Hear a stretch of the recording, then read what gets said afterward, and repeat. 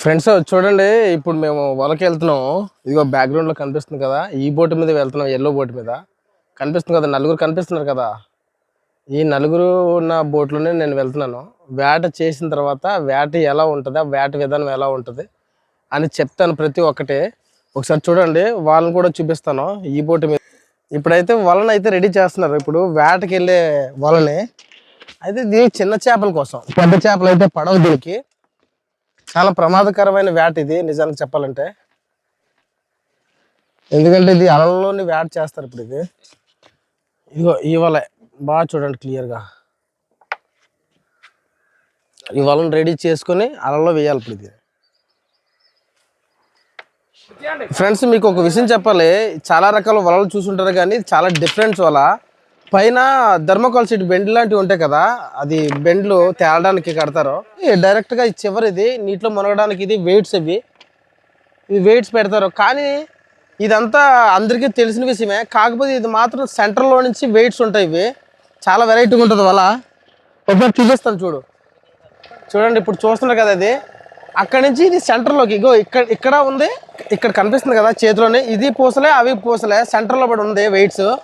ఇది ఇలా ఈడ్చుకుంటే వెళ్తుంది వల. మేమైతే కట్టాలంటాం వాటిని.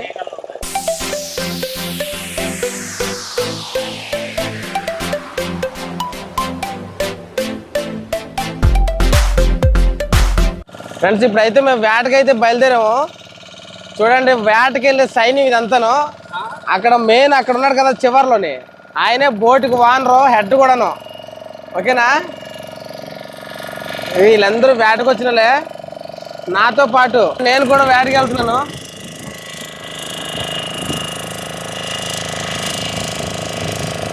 వేటకి వెళ్ళిన తర్వాత వేటలో విశేషాలన్నీ మీకు ఎక్స్ప్లెయిన్ చేస్తాను. ఈ బోట్ అయితే వేటకి వెళ్ళి వస్తుంది రిటర్న్. ఇప్పుడు మేమైతే వేటకి వెళ్తున్నాం.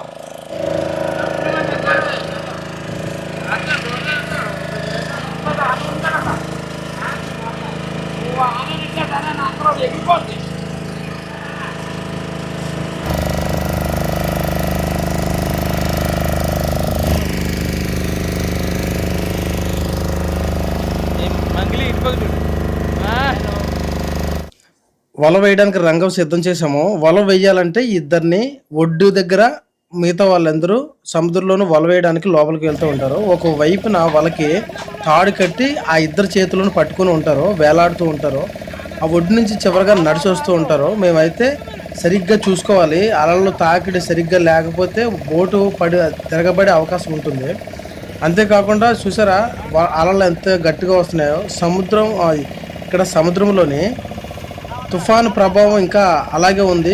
అయినప్పటికీ మేము ఇక్కడికి వలలు వేయడానికి వచ్చాము. ఎందుకంటే ఖాళీగా ఉండడం అనేది మాకు చాలా ఇబ్బందిగా ఉంటుంది. ఎందుకంటే తినడానికి తిండి కూడా దొరకలేని స్థితిలో ఉంటారు మా వాళ్ళు. అయితే బోట్ ఉంది కదా, ఏంటి తినడానికి తిండి ఉండదు అనేసి అనుకోకు. ఏ రోజు తెచ్చుకున్న డబ్బులు ఆ రోజుతోటే మా మత్స్యకారులు ఖర్చు పెట్టుకుంటూ ఉంటారు. ఇందులో కొంతమంది అయితే చూడడానికి వచ్చిన వాళ్ళు నాతో పాటు. అయితే మిగతా వాళ్ళందరూ వీళ్ళు రోజు ఫిషింగ్కి వచ్చేవాళ్ళు. ఇతనే బోట్లోని ఒక వానరు. ఈ బోట్కి ఇద్దరు వానర్స్ ఉన్నారు. ఒక వానర్ని మీకు చూపిస్తాను, ఇతను రెండో వానర్. ఓకేనా? ఇప్పుడు వల ఇంకా వేయలేదు, స్టార్ట్ చేయలేదు, తాడు మాత్రం వదులుతున్నాము. ఇక్కడ థర్మోకాల్ బెండ్ ఉంది కదా, బెండ్ వదిలిన తర్వాత ఇప్పుడు వలను స్టార్ట్ చేసాము. చాలా స్పీడ్గా వేయాలి. ఎందుకంటే ఒకవేళ ఈ వేసే క్రమంలోని ఏమైనా తప్పు జరిగింది అనుకోండి, వలలో పట్టుకున్నాం అనుకోండి గట్టిగా, అంటే వదులుకుంటూ వెళ్ళాలి వలనే. ఒకవేళ అలా కానీ చేయలేని పక్షాన ఈ అలలు తాకిడి వల్ల మా బోటు ప్రమాదానికి గురయ్యే అవకాశం ఉంది. ప్రమాదానికి ఒకవేళ అలా పడిపోయి తిరగబడితే మాత్రం చాలా ఆస్తి నష్టం వస్తుంది. దీంట్లో ఉన్న చాలా ఎక్విప్మెంట్ ఉంటుంది. దాంతోపాటు ఈ అలలు తాకిడి వల్ల ఈ బోటు కూడాను పాడైపోతుంది. ఇక్కడున్న బోటు దీంట్లోనే ప్రత్యేకమైన విషయం ఏంటంటే, అక్కడ హ్యాండిల్ పెట్టుకున్నాడు కదా, మెయిన్ చింకానే హ్యాండిల్ ఇంజిన్ పెట్టుకున్న ఆయన ఉన్నాడు కదా, ఆయన ప్రత్యేకంగా ఇక్కడ ఈ వేటలో అయితే ప్రత్యేకమైన వాడని చెప్పొచ్చు. ఎందుకంటే ఆయన సరిగ్గా లేకపోతే బోటు ప్రమాదానికి గురయ్యే అవకాశం ఉంటుంది. బాగా ఎక్స్పీరియన్స్డ్ క్యాండిడేట్స్ మాత్రమే ఆ హ్యాండిల్ పట్టుకుంటారు. ఈ వల వేసేసిన తర్వాత ఇందులోనే బోటు వానర్ అని చెప్పాను కదా, ఆయన ఒడ్డు వరకు వెళ్తారు. ఇంత లోపల నుంచి అంత ఒడ్డు వరకు ఈదుకుంటూ వెళ్ళాలి. ఈదుకుంటూ వెళ్ళేసరికి కాళ్ళు మొత్తం నొప్పి వచ్చేస్తాయి ఇక్కడ టైస్ దగ్గర. అంతేకాదు ఈ ఈదుకుంటూ వెళ్ళే క్రమంలోనే చాలా అలసట కూడా వచ్చేస్తుంది. ఇక్కడ ఇద్దరున్నారు చూసారా, ఆ ఒడ్డున మీకు కనిపిస్తూ ఉంటుంది వీడియోలో. ఆ ఇద్దరితో పాటు ఈయన కూడా లాగుతూ, మేము బోటుతో లాగుతాం ఈ చివర, ఆ చివర వాళ్ళు లాక్కుంటూ వస్తారు.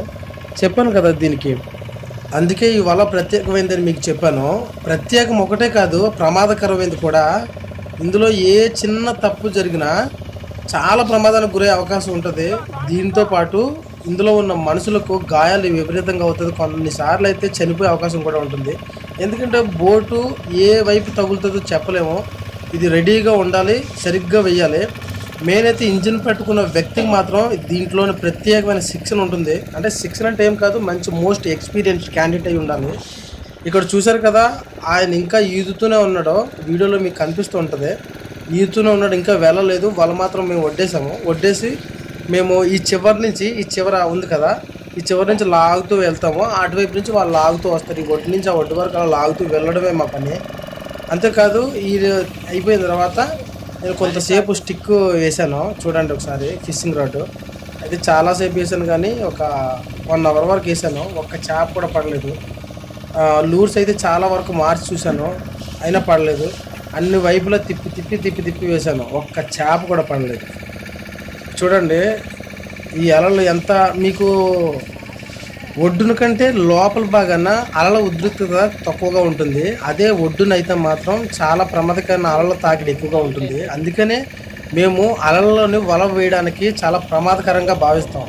అలలు తాకిడి వల్ల ఏమైనా ప్రమాదం జరిగిందనుకోండి, దాని నుంచి మాకు గవర్నమెంట్ నుంచి వచ్చే ప్రతిఫలం కూడా చాలా తక్కువగా ఉంటుంది. అంటే వాళ్ళు ఇచ్చే ఏదైనా సహాయం కూడా చాలా తక్కువగా ఉంటుంది. దాంతోపాటు మా వాళ్ళు చాలా ప్రమాదానికి గురవుతారు, ఆస్తి నష్టం వస్తుంది, ఆరోగ్యం కూడా చాలా వరకు క్షీణిస్తుంది, ఎందుకంటే దెబ్బలు తగిలిస్తాయి కాబట్టి. అంతేకాదు, ఒకప్పుడైతే చాలా వరకు ఇలాగే జరిగేది.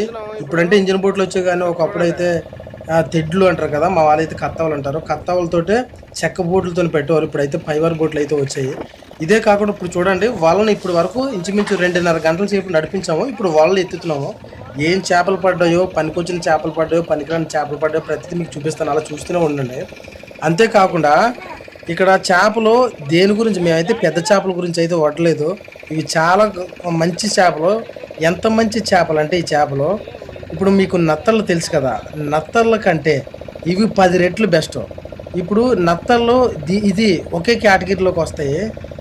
కాకపోతే ఇవి ఇప్పుడు మనం ఎవరైతే అనారోగ్యంతో బాధపడుతున్నారో, లైక్ ప్రెగ్నెన్సీ, ఎవరైనా అనారోగ్యంతో ఏదైనా బాధపడిన వాళ్ళు నత్తళ్ళు తినొచ్చని మీకు చాలా వీడియోలో చెప్పాను. కానీ వాటికంటే ఇవి చాలా మంచివి. ఇవి కూడా మంచివి, కాకపోతే ఇవి రేర్గా దొరుకుతాయి. నత్తళ్ళు ఎక్కడైనా ఏ మార్కెట్లోనో దొరుకుతాయి, కానీ ఇవి దొరకడం చాలా కష్టం. ఎందుకో తెలుసా, దీన్ని వేటాడడం చాలా ప్రమాదకరం కాబట్టి ఈ వేట తక్కువగా చేస్తారు చాలామంది. వలైతే ఎత్తడం ప్రారంభించాం, కానీ చేపలు అయితే చాలా తక్కువగా పడ్డాయి. మీకు కనిపిస్తున్నాయి కదా, అదే ఆ చేపే. మేమైతే సోరింగ్లు అంటాము. వీటికైతే ఇంగ్లీష్లో చాలా పేర్లు ఉన్నాయి. స్కేల్ వైట్నింగ్ అని కానీ, శాండ్ స్కేల్ వైట్నింగ్ అని కానీ, శాండ్ వైట్నింగ్ అని కానీ అంటారు దీన్ని. చూడండి, ఈ చేపలు చాలా అద్భుతంగా ఉంటాయి, టేస్ట్ కూడా చాలా బాగుంటాయి. ఇగురు పెట్టుకుంటే పులుసుకు కానీ ఇగురుకు కానీ చాలా చాలా చాలా బాగుంటాయి. నిజంగా చెప్తున్నాను ఫ్రెండ్స్, ఒకసారి ట్రై చేయండి మీరు కూడా. ఇదిగోండి, ఒడ్డున వెళ్ళాడు కదా ఇందాక ఈత కొట్టుకుంటూ, ఆయన మళ్ళీ ఒడ్డు నుంచి వస్తూనే ఉన్నారు. కానీ ఒడ్డున 2 ఉన్నారు కదా, ఆ 2 మాత్రం ఒడ్డునే ఉండిపోయారు. కానీ ఈత కొట్టుకుంటూ మాత్రం ఇటు నుంచి వెళ్ళి అక్కడ మళ్ళీ వలని ఈడ్చుకుంటూ వచ్చి మళ్ళీ ఒడ్డున వలతో పాటు వచ్చాడు. చాలా చాలా కష్టమైన వేట ఇది. బోట్ ఫిషింగ్లో అయితే చాలా రకాల వేటలు ఉంటాయి, కానీ అన్నిటికీ ఇది ఒక రకమైన వేట. అన్నింటిలోనే ఇది ప్రమాదకరమైన వేట. నిజంగా చెప్తున్నాను ఫ్రెండ్స్, మీరు ఒకసారి వచ్చి ఉంటే ఎంత భయంకరంగా ఉంటుందో అంత భయంకరంగా ఉంటుంది. ఇదే కాదు, ఈ వల ఎత్తిన తర్వాత మళ్ళీ చేపలు చాలా తక్కువగా పడ్డాయని మళ్ళీ ఇంకొక దగ్గరికి వెళ్ళి వలలు వేసాము. మంచి చేపలు అయితే పడలేదు, మాకు ఉపయోగపడే చేపలు పడలేదు. అవి కూడా అంటే వెంటనే తింటే బాగుంటాయి, అవి ఆరబెట్టడానికి అవి పనికిరావు. దాంతోపాటు వాటి వల్ల మా చేతులు మొత్తం పాడైపోయాయి. అంటే ఎంతలా పాడైపోయాయి అంటే అంతలా పాడైపోయాయి. చూడండి, ఇప్పుడు తాడులో వస్తుంది కదా వల, అది కూడా వలే, కాకపోతే అలలు తాకిడి వల్ల అవి రౌండ్గా చుట్టుకుపోయింది వల మొత్తం. దాన్ని మొత్తం మేము సరిగ్గా చేసి, అంటే ఆన్ తీసి మళ్ళీ వలను వేయాలి. ఇప్పుడు వరకు వచ్చిన వలను మొత్తం లాగేసాం, ఇంచుమించు దగ్గరకు వచ్చేసినట్టే. ఇది దరి భాగం, అంటే ఒడ్డు భాగం ఇది. ఒడ్డు భాగంలో వల ఇది. అందుకనే దీన్ని యాజ్ ఇట్ ఈస్‌గా ముందు ఎలాగైతే రెడీ చేసామో అలా రెడీ చేసిన తర్వాత మళ్ళీ వడడానికి అవుతుంది. ఇది రెడీ చేసిన వెంటనే మేము వలని సముద్రంలో వెయ్యాలి. రెండోసారి వేద్దామని చాలా దూరం వెళ్ళి ఇంచుమించు ఒక 15 కిలోమీటర్స్ దూరం వెళ్ళాము. 15-20 కిలోమీటర్స్ దూరం వెళ్ళిన తర్వాత కూడా మాకు ఎటువంటి మంచి చేపలు పడలేదు. అస్సలు మంచి చేపలే పడలేదు. చాలా చెత్త చేపలు పడ్డాయి. దానివల్ల మా చేతులు మొత్తం గాయాలయ్యాయి. అంటే అవి గుచ్చుకుపోతాయి, బాగా ఎక్కువగా ముళ్ళులు ఉంటాయి. మీరు కూడా వాటిని రేర్గా చూసుంటారు. చేపలు చూపిస్తాను మీకు.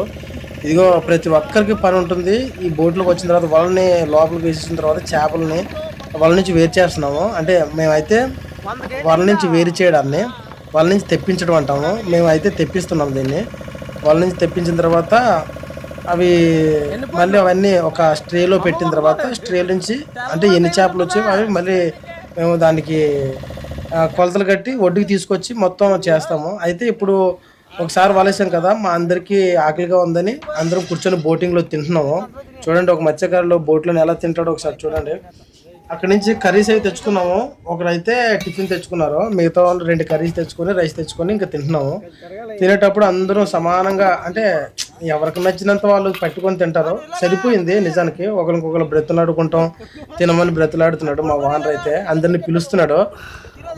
పిలిచి ఎవరు తింటారు అని అడుగుతున్నాడు. చివరి వరకు అలా అడుగుతూనే ఉంటారు, ఎందుకంటే ఆకులతో ఉండడం అనేది చాలా కష్టం కాబట్టి. అందులోనే కొంతమందికి తిన్న తర్వాత పడక వామిటింగ్స్ అయిపోతే అప్పుడు ఇంకా బాధగా ఉంటుంది. తినకపోతేనే బెటర్ ఏమో అన్నంత విధంగా ఉంటుంది అక్కడ. చూడండి ఒకసారి అందరికీ షేర్ చేస్తున్నాడు రైస్ని. షేర్ చేసిన తర్వాత హ్యాపీగా అందరూ కూర్చొని తింటాము. నేను కూడా వాళ్ళతో పాటు కూర్చొని తిన్నాను. కాకపోతే వీడియో తీసింది నేనే కాబట్టి మీకు సరిగ్గా కనిపించకపోవచ్చు. ఒకసారి చూడండి. ఇది చాలా రిలాక్స్గా ఉన్నట్టు అనిపిస్తుంది కదా సముద్రం. బయట లోపల వెళ్ళేసరికి ఇలా రిలాక్స్గానే ఉంటుంది. అయితే మీకు రెండోసారి మేము వల వేసిన దాన్ని మీకు చూపించలేదు. ఎందుకు చూపించలేదు అంటే అక్కడ గాలి ఎక్కువగా వచ్చేసింది.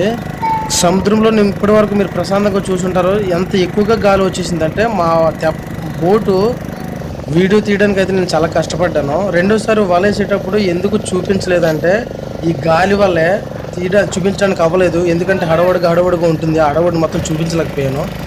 ఎందుకంటే ఒకసారి హడవడిలోని మనం ఏమవుతుందో తెలియదు, ఒకవేళ బోటు తిరగబడిపోతున్న భయంతో నేను తీయలేదు. అందుకని వెళ్ళిపోతున్నాం ఇంటికి. ఇది మా ఏరియా, మా రాజ్యానికి వచ్చేసాము.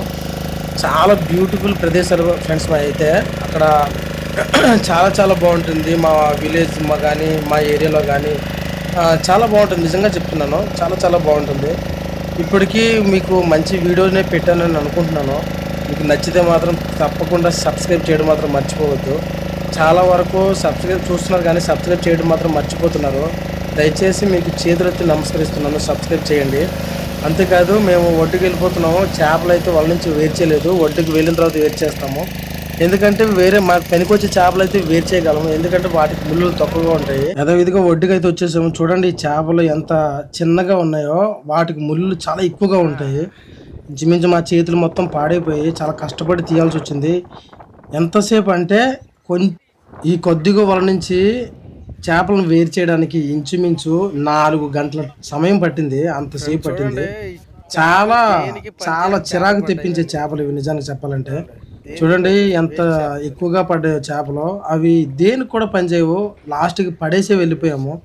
వెంటనే తీసి సముద్రంలో పడేయడానికైనా సరే కానీ అవి తీయడానికి చాలా కష్టంతో కూడుకున్న విషయం అది. చూడండి అవన్నీ చిన్న చిన్న చేపలు. అవి పెద్దవి కూడా ఎదగవు, అంతే సైజు ఉంటాయి.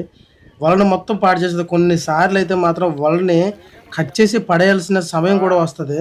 చాలాసార్లు ఈ వలకి వెళ్ళినప్పుడు మా మామగారు, ఆయన కనిపిస్తున్నారు కదా రెడ్ టీ షర్ట్ వేసుకుని, ఆయన మా మామగారే. ఆయన చెప్పారు చాలాసార్లు అయితే మాత్రం మేము వలకి వెళ్ళేటప్పుడు ఇవి చాలా ఎక్కువగా పడినప్పుడు మాత్రం వల మొత్తం కట్ చేసి సముద్రంలో కానీ ఒడ్డుకి తీసుకొచ్చి కానీ పడేస్తాము అని చెప్పారు. ఎక్కువసార్లు అయితే ఒడ్డుకు తీసుకొచ్చే పడేస్తాము. ఏదో అనుకూలమైన సమయంలో మాత్రమే సముద్రంలో పడేస్తాము. ఎక్కువైతే ఒడ్డుకు తీసుకొచ్చి కట్ చేసి పడేస్తామని చెప్పారు. కొన్ని చేపలు మీకు చెప్పాను సార్ కదా, ఆ సోరింగ్లు అనే చేపలు ఇవే. చూడండి ఎంత నీట్‌గా, ఎంత అందంగా ఉన్నాయి కదా! చాలా టేస్ట్ ఉంటాయి. మీకు దొరికితే మాత్రం మీ దగ్గరలోని ఖచ్చితంగా టేస్ట్ చేయండి. ఖచ్చితంగా టేస్ట్ చేయండి. అంత మంచి చేపలు.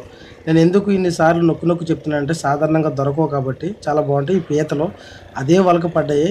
కాకపోతే వీటిని జీల పీతలంటారు. ఇంచుమించు అయితే వల నుంచి చేపలను వేరు చేసేసాము. చూడండి ఇక్కడ పడేసిన చేపలు మీకు ఒకసారి చూపిస్తాను. ఎలా పడేసామో. ఎందుకంటే అవి మాకు పనికిరావు. తినడానికి అంటారా? తినడానికి కూడా సరిగ్గా ఎక్కువగా ముళ్ళుంటది. ఏమాత్రం మిస్టేక్‌లోని తొందరపాటు తిన్నా చాలా ప్రమాదం అయ్యే అవకాశం ఉంటది. అందుకని వీటిని పడేసాము. మొత్తం చేపల ఒడ్డున పడేసాము. నా వీడియోస్ మీకు నచ్చినట్లయితే సబ్స్క్రైబ్ చేయడం మాత్రం మర్చిపోవద్దు.